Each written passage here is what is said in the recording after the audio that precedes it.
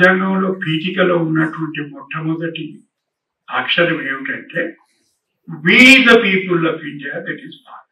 ఇది ఎవరో ఇచ్చింది కాదు.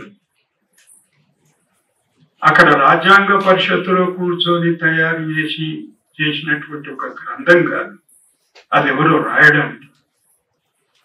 Ambedkar మహాశయుడు he was the chief architect of the constitution because he was the chairman of the drafting committee. So many contradictions, viewpoints were to be reconciled. అసలు Nehru ఏమనుకున్నాడంటే sir ఐవర్ జెనింగ్స్ అని అప్పుడు బతుకున్నాడు, London ఉండేవాడు, పెద్ద రాజ్యాంగ నిపుణుడు. ఆయనను తీసుకొచ్చి ఈ రాజ్యాంగ రచనలో సహకరిస్తామని అడుగుదామని అనుకున్నాడు. ఆ ప్రస్తావన గాంధీజీ గారి దగ్గర వచ్చింది.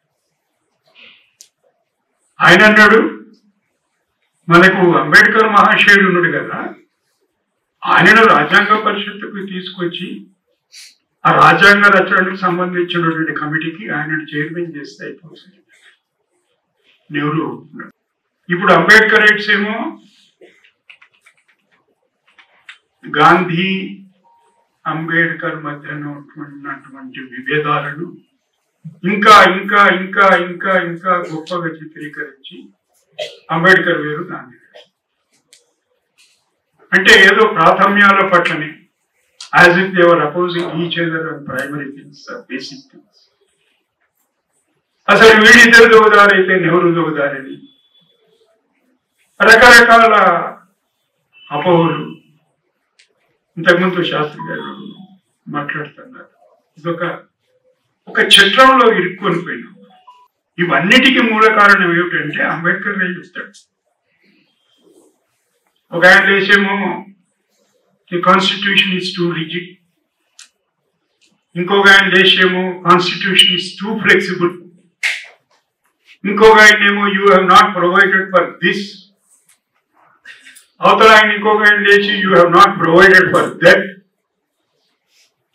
అంటే ఆయన what for his I think last but one speech 48 November ఒక మాట అంటాడు, ఇంతకంటే బ్రహ్మాండమైనటువంటి రాజ్యాంగం రాసుకోండి, ఇంకేమేం కావాలనో అన్ని రాసుకోండి, ప్రజలు ఎవరికైతే పరిపాలన పగ్గాలు ఒప్పచెబుతారో వాళ్ళు సరైనటువంటి పద్ధతి గల మనుషులు కాకపోతే రాజ్యాంగం తనంతట తానే ధ్వంసమైపోతుంది. ఇంతకుముందు శాస్త్రి గారు మాట్లాడుతూ మాట్లాడారు, 400 సీట్లు అంటే మేము రాజ్యాంగాన్ని పూర్తిగా మార్చేస్తాం. ఎందుకు మార్చారా రాజ్యాంగాన్ని? మార్చకుంటేనే గత 10 సంవత్సరాల్లో జరిగింది ఏంటి? 23 సంవత్సరాలుగా గుజరాత్ లో జరుగుతున్నది ఏంటి? రాజ్యాంగం మార్చడం వలన. రాజ్యాంగం మార్చాల్సిన అవసరం లేదు. వ్యవస్థలను నిర్వీర్యం చేయడం. ఇంతకుముందు మాట్లాడేది శాస్త్రి గారి విషయం. Autonomous institutions are made to depend. దానివల్ల వచ్చినటువంటి ప్రమాదం. సరే, లౌకికవాదం మీద కదా చర్చ. లౌకికవాదానికి వద్దాం. చాలా మంది ఏమనుకుంటారంటే ప్రియంబుల్లో ఆ సెక్యులర్ అనే పదం వాడిన తర్వాత, సరే ఒక ఆయన ఒక భావజాలానికి చెందినటువంటి మహానుభావుడు సుప్రీంకోర్టు దగ్గరికి పోయి ఇది చెల్లదు, మరి ఇది చెల్లకపోతే 42 తర్వాత 44 రాజ్యాంగ సవరణ వచ్చింది. దాంట్లో ఉండేటువంటి సవరణలు అన్ని తీసేసేది. ఈ 2 పదాలు తప్ప ముట్టుకోలేదు అప్పుడు జనతా ప్రభుత్వం. మరి ఆ తర్వాత నానా రకాలైనటువంటి ప్రభుత్వాలు వచ్చినాయి కదా. మరి గత 10 సంవత్సరాల తర్వాత ఎందుకు మార్చలేదు? ఎందుకొరకంటే ఆ పదం తొలగించినంత మాత్రాన్ని రాజ్యాంగం తన లౌకిక తత్వాన్ని కోల్పోతుంది. పీఠిక చాలా మంది ఏమనుకుంటారంటే మొదలు రాసి తర్వాత రాజ్యాంగం. పీఠిక ఎప్పుడో తర్వాత కానీ మొదలు చర్చ అంతా రాజ్యాంగం.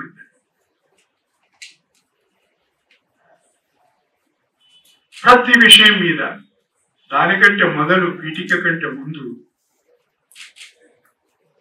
ఆబ్జెక్ట్స్ రెజల్యూషన్ 1946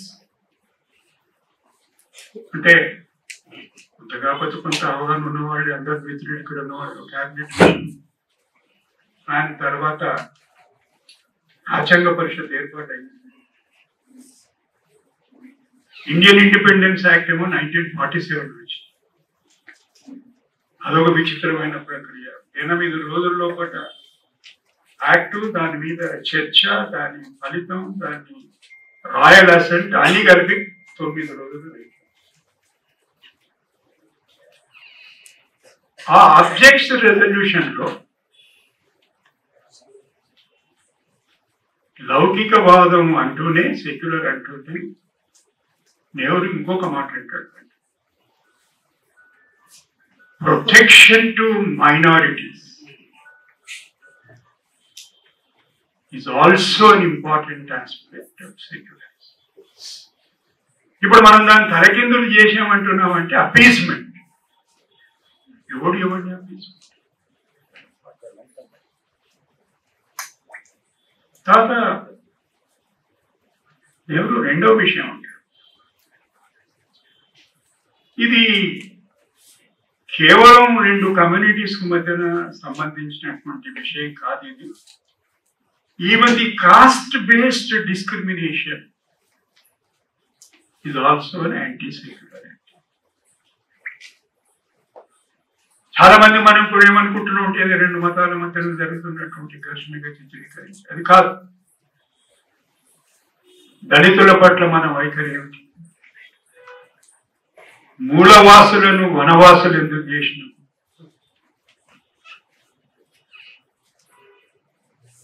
సమానత్వం అనేది అన్నిటికన్నా ముఖ్యమైనటువంటి భావన. ఇంకొక ముఖ్యమైనటువంటి భావన ఉంది, సౌభాగ్యం. ఆ మాట ఆబ్జెక్ట్స్ రెజల్యూషన్ లో, నెహ్రూ రాసిన రెజల్యూషన్ లేదు. ఎందుకు వచ్చింది మరి ప్రియాంబుల్లో? బాబాసాహెబ్ ఎందుకు తీసుకొచ్చిండు ఆ ఫ్రెటర్నిటీ అంటే, పోస్ట్ పార్టీషన్ రైట్స్, ఆ విధ్వంసకాండ తర్వాత ఆ సౌభాతృత్వం లేకుండా. చాలా మంది అంటుంటారు, వింటుంటారు, ఏమిటంటే మ్యూచువల్ టాలరెన్స్. మ్యూచువల్ టాలరెన్స్ ఏమిటి? It's a coexistence. కలిసి మన ప్రయాణం సాగించడం, ఈ దేశ ప్రగతి కొరకు, దేశం అభివృద్ధి కొరకు, సమానత్వం సాధించడానికి కలిసి సాగేటువంటి ప్రయాణం. ఆ మాటను మర్చిపోయినాం మనం. ఫ్రెటర్నిటీ అనేటువంటి పదమే మర్చిపోయినాం. అందుకే అంటాడు Babasaheb, there is no equality without fraternity and there is no liberty without fraternity. Therefore, the idea of justice, fraternity, equality, liberty have to coexist. పర్వాలేదులే, వాళ్ళు ఏదో అడుగుతున్నారు మైనారిటీస్, ఒప్పుకుందాము దీనికి. This condescending attitude is not secularism. Secularism is coexistence. ఒకరినొకరు గౌరవించుకోవడం. ఇంతకుముందు రాముడి ప్రస్తావన వచ్చింది. నేను ఎప్పుడు మార్క్సిస్ట్ మిత్రులతో మాట్లాడినప్పుడు ఒక ఆయన అడిగింది, ఎందుకు మీరు అప్పుడప్పుడు మహాభారతం రామాయణం తీసుకొని వస్తారు అంటే, నేను ఎందుకు తీసుకొని వస్తానంటే, మీరు తేకపోవడం అనేటువంటి లోటు తప్పు ఏదైతే చేసిండ్రో దాన్ని సర్దిద్దడానికి నేను తీసుకొస్తాను. ఇంతకుముందు ఒక మాట చెప్పారు శాస్త్రి గారు, శర్మ గారు, ఐఎమ్ సారీ,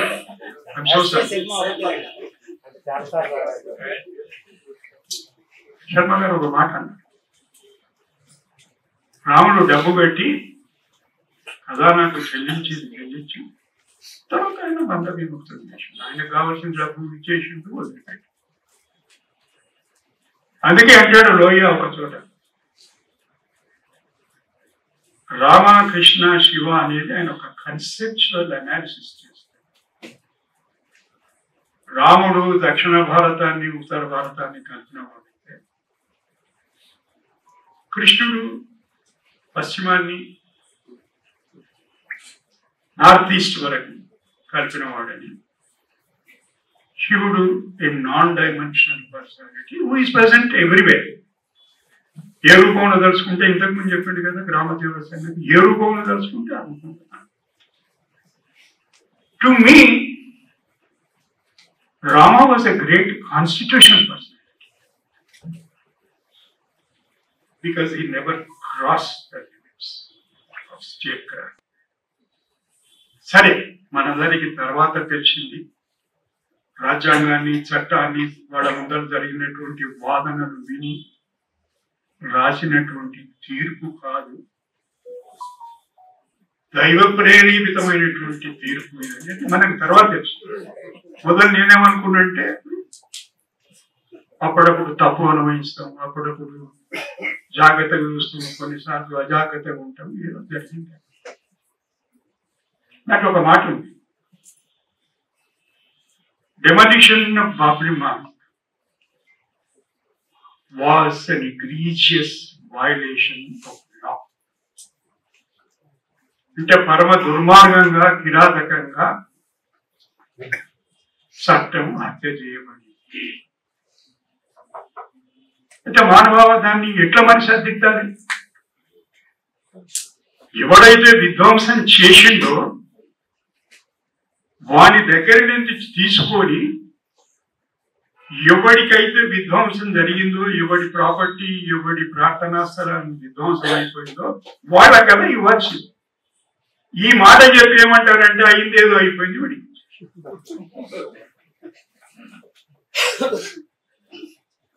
దీనికి రాజ్యాంగంలో ఇలా చెప్పిండ్రు, ఇలా చెప్పమని చెప్పిండ్రు.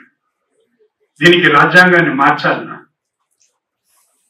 అందుకే నేను రాజ్యాంగాన్ని మార్చాల్సిన పరిస్థితులు వాళ్ళు కోరుకున్నప్పటికీ మార్చాల్సిన అవసరం లేదు. మనం ప్రశ్నించినంత వరకు, మనం మౌనం పాటించినంత వరకు ఇవి జరుగుతూనే ఉంటాయి. ఇంకొక ప్రస్తావన తీసుకొచ్చి 10 minutes ఏదో ఉన్నట్టున్నారు, అంతలో కొన్ని ప్రభుత్వాలు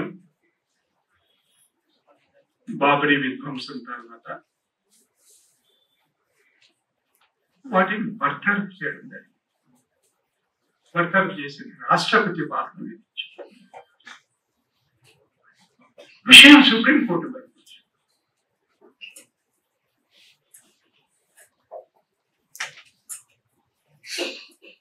దాంట్లో సుదీర్ఘమైనటువంటి చర్చ ఉంది.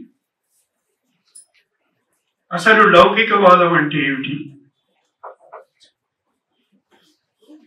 సెక్యులరిజం అంటే ఏమిటి, చాలా సులభంగా చెప్పింది. ఎన్ని మతాలైనా ఉండొచ్చు, ఎవరి మతం వాళ్ళు ఆచరించవచ్చు, ఎవరి దేవస్థానాలు వాళ్ళకు ఉండొచ్చు, ఎవరి మసీదులు వాళ్ళకు ఉండొచ్చు, ఎవరి చర్చిలు వాళ్ళకు ఉండొచ్చు, ఎవరి గ్రామదేవత వాళ్ళకు ఉండొచ్చు. కానీ రాష్ట్రానికి మాత్రం మతం, స్టేట్ హ్యాస్ నో రిలీజియన్. ఇన్ని మతాలతో కూడుకున్నటువంటి సమూహం ప్రజలు ఉన్నప్పటికీ రాష్ట్రానికి మాత్రం మతం. Of course, except when it is a theocratic state. Pakistan constitution గా రాసుకున్నారు వాళ్ళు ఇస్లాం.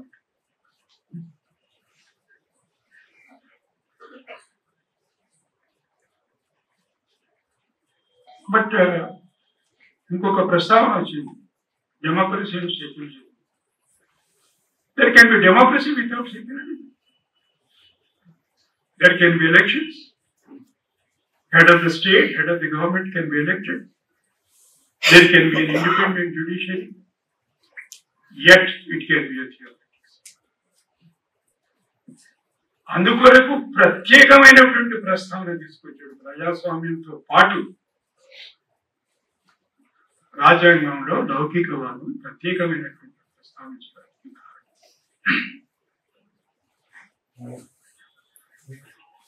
ఆ ప్రభుత్వాలు వాటిని తీసేసి రాష్ట్రపతి పాలన విధించినప్పుడు దాన్ని సవాల్ చేస్తూ సుప్రీంకోర్టు వాళ్ళు ఏమన్నారంటే, లౌకికవాదాన్ని గౌరవించకపోవడం, లౌకికవాదాన్ని అమలు చేయనటువంటి ప్రభుత్వాలను కూల్చేసి రాష్ట్రపతి పాలన పెట్టడం సబబైనటువంటి నిర్మాణం. Please apply the doctrine and think for your self. If that test is applied, how many governments in this country will survive? That's where lies the problem.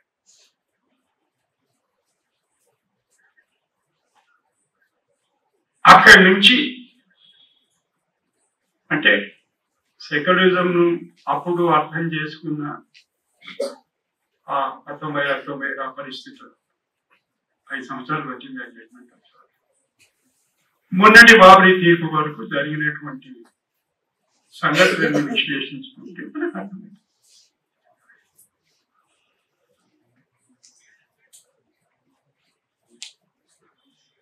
వాళ్ళు ఏమన్నారంటే, నీ బాధ్యత, it is your constitutional responsibility to ఎంపోజ్ the idea of secularism.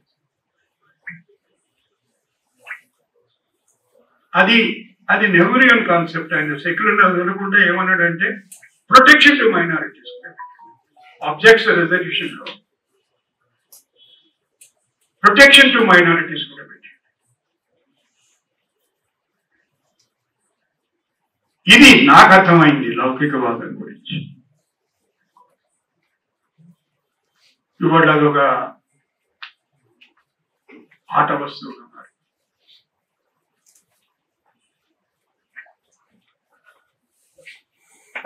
ఎవరో ఒక నా మంచి మిత్రుడు, చాలా పెద్ద నాయకుడు, మేధావి, ఉత్తమ పార్లమెంటరీ,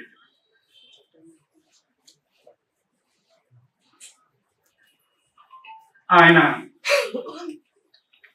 వాళ్ళ పార్టీ అధ్యక్షురాల దగ్గర ఒక ప్రస్తావన చేస్తూ ఏదో చర్చ వాళ్ళ మధ్యన వచ్చినప్పుడు,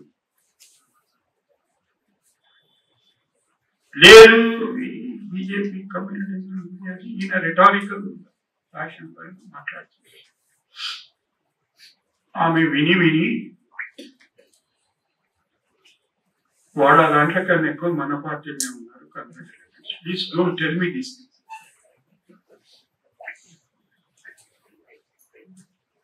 please don't tell me this things అని ఆమె మళ్ళా, అంటే ఇక్కడ ఈ దేశానికి వచ్చేసింది కనుక ఆమె మళ్ళా కర్మ సిద్ధం. ఇది నా కర్మ, నేను మోయాల్సి వస్తుంది.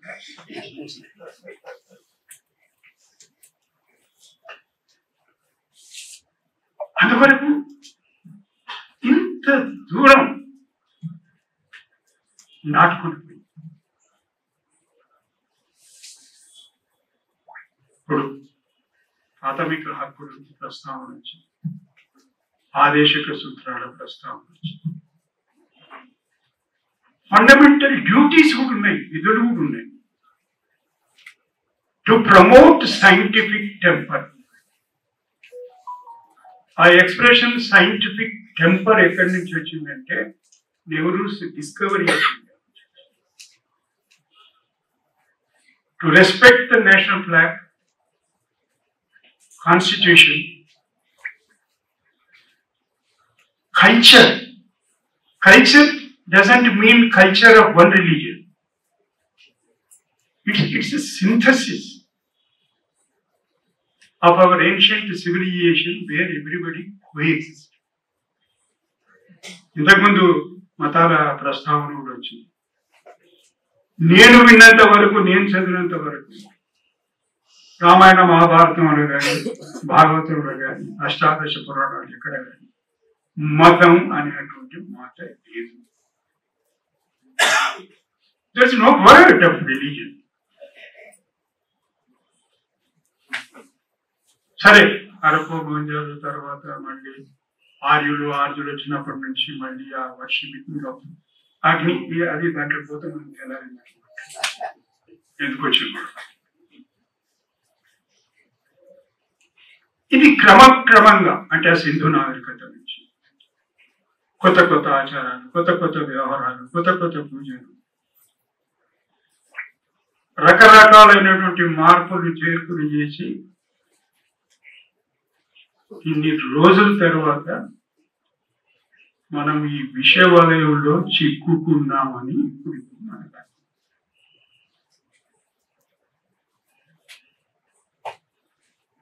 దీనికి ఎవరినో ఒక సంస్థ everything is fair in love and morality. It's a struggle for power. This is one weapon. మరి ఏంటి ఈ వెపన్కు ఏదో ఒక విలువ ఉండాలి కానీ ఉంది విలువ, ఒకే ఒక విలువ.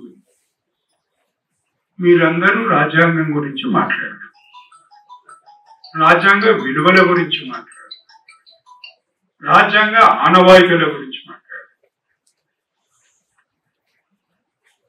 ఐడియా ఆఫ్ ఇండియా గురించి మాట్లాడారు.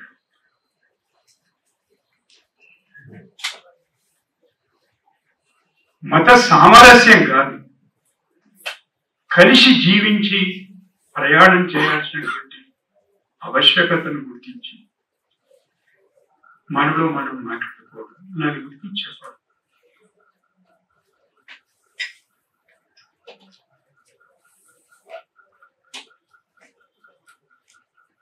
అయితే మరి దాన్ని కూడా వదులుతలేదా?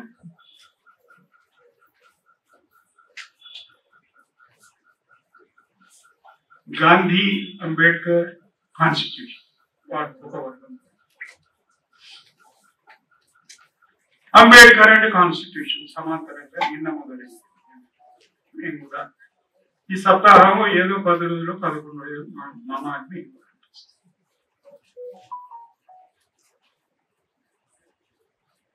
మనకు ఎప్పటి వరకైతే సమగ్రమైనటువంటి అవగాహన రాజ్యాంగం పట్ల ఉండదో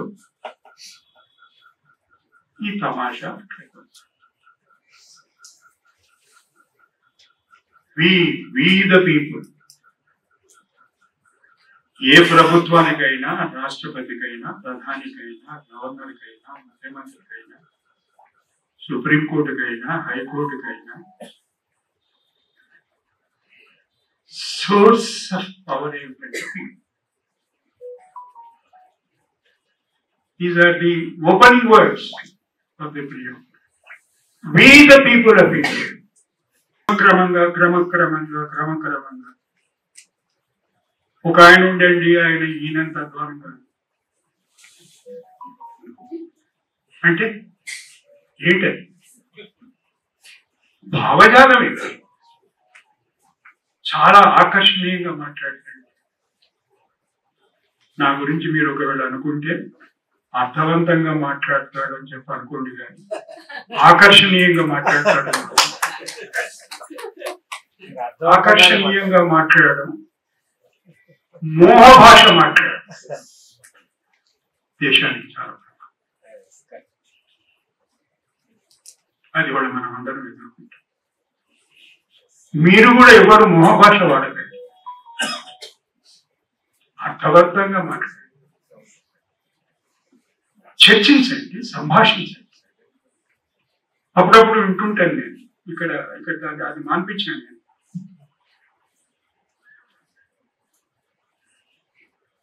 మేడం పద్మజాష గారు ఇప్పుడు వారి సందేశం ఇస్తారు.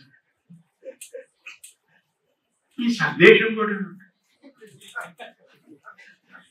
ఇన్ని సంవత్సరాలు కదా ఈ సందేశం విని విని విని విని ఇట్లా దగ్గర పడిపోయింది దేశం. మాట్లాడమని అడగండి, మీ అభిప్రాయం చెప్పండి, ఉన్నవాళ్ళకి అని చెప్పండి. ప్రశ్నలు ఏమన్నా వస్తే వాటికి సమాధానం ఇవ్వండి. అంతేగాని మీ అమూల్యమైన సందేశం ఎవడికి when it is we the people of India, the source of power is you. ఆయన అధ్యక్షుడి సభకు ఎప్పుడంటే ఇప్పుడు అధ్యక్షుడే, కానీ సోర్స్ ఆఫ్ పవర్ ఆయనకు ఎక్కడి నుంచి వచ్చిందంటే మీ నుంచి. ఆయన నియంత్రించవచ్చు సభను,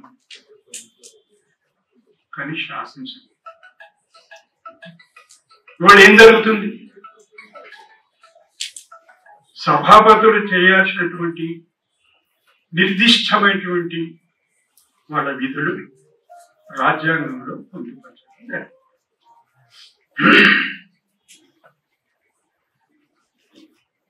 నేను మాట్లాడుతుంటే మీరు చాలా సంతోషంగా ఉన్నారని నాకు అనిపించింది. మీరు లేచి మాట్లాడుతుంటే ఆయన అధ్యక్షుడు ఏమంటాడంటే బ్రహ్మాండం బద్దలేదు. అక్కడ కూర్చున్న ఆయనేమో కొంచెం క్రిటికల్ గా చూస్తున్నాడు. ఆయన లేస్తేనేమో కూర్చోవా కూర్చో, రెండవ నిమిషం ఆయన కెమెరా ఆయన ముఖం మీద పడదు. ఏం జరుగుతుంది? వ్యవస్థ తర్వాత వ్యవస్థ తర్వాత వ్యవస్థ తర్వాత. అందుకే రాజ్యాంగాన్ని మార్చాల్సిన అవసరం లేదు. ఒకే ఒక అవసరం ఇవాళ ఉంది, ఏమిటంటే మనం ప్రశ్నించాలి. అది ఎప్పటి వరకైతే మొదలు కాదో అప్పటి వరకు రాజ్యాంగం మార్చినా రాజ్యాంగం మార్చకున్నా ఇదే జరుగుతుంది.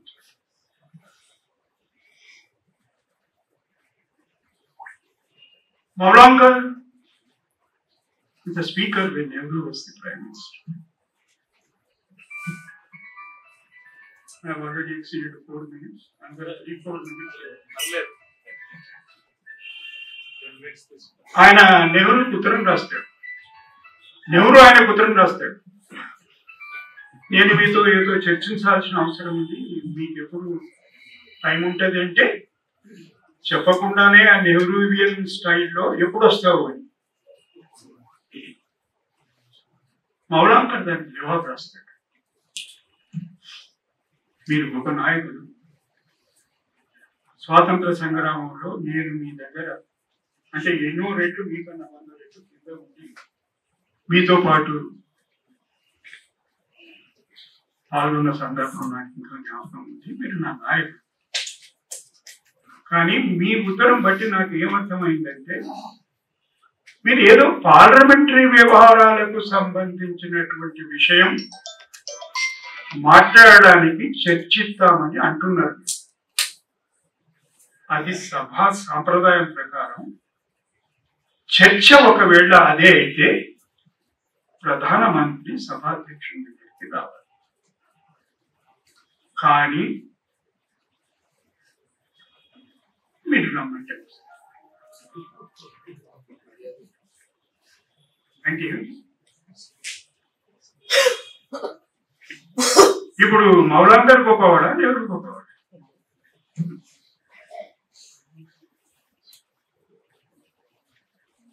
కొన్ని సంవత్సరాల క్రితం పేర్లు చెప్పారు.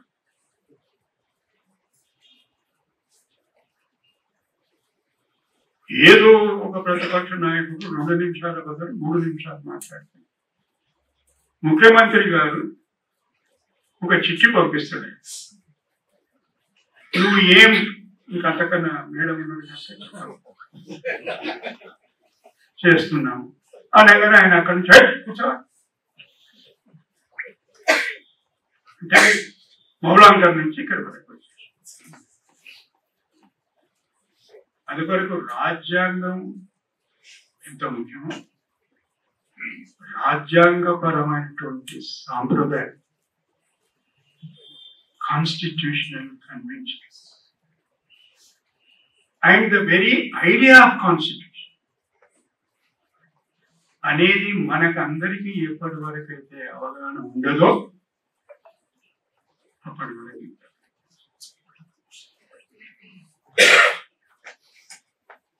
చివరిగా